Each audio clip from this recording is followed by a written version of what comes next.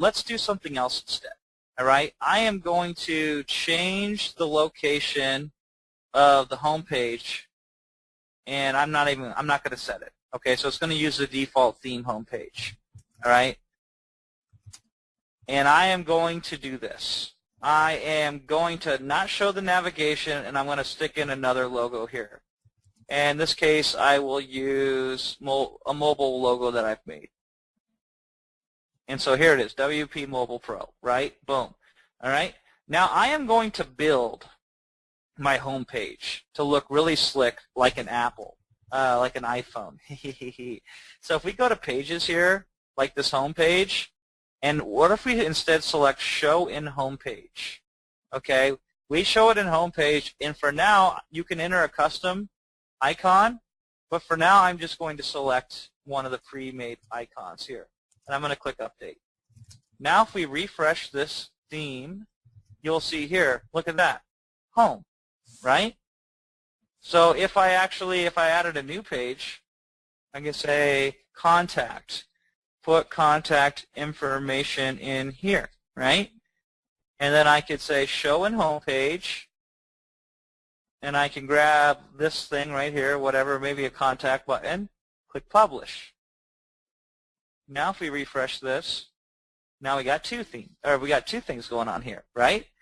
For the third one here, let's make a new page, and let's just call this one Directions, okay? This is where we could put a map. And by the way, since we're in WordPress, you can use plugins like a Google Maps plugin or whatever. So let's show this in home page, but instead let's enter a custom icon URL. The best way to do that is to click Add Media at the top here, and then select a file to upload from your computer, and I have a map icon here. Okay, now this is very cool what this does. See where the link URL is? Let's copy that. All right, and let's paste that into enter icon URL. Okay, and then let's hit Publish. By the way, the icon that I used looks like this. Okay, notice this is the icon that I just uploaded. It looks like this. Okay, but see what happens when I refresh the page here.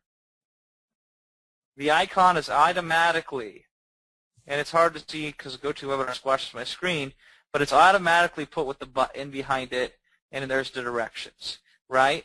And so if I click on this, Directions, where we could put the map, right? We go back here, Contact Form, where we could put the contact information. We go to Home, and now we still have these accordion things, like we showed about. Find a restaurant. This is where we put a restaurant location. Go to Home, Free Gift. We got the squeeze page here. This is where the body copy could go.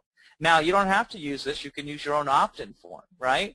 But see how powerful this thing is? You can build a whole bunch of stuff very quickly.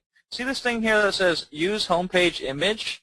If I select that and choose a file, I'm just going to use this image that says Hi There because I don't have anything else right now that I created. But if we save changes, now we can even put an image up here, a custom image. So we can customize all the colors pretty much that you see here. We can customize post heading color, content text color, footer text color. If we want to put something down here in the footer, copyright info goes here or whatever. You know, you can put whatever there, click Save Changes, and there it is. Copyright info goes here. Now here's what's funny. We have not once looked at this website outside of the preview that we have right here in the theme settings. If we did, though, it would look like this. See how the relative height scales? On this, it looks like this. On an iPad, it looks beautiful. And landscape, it looks beautiful, right?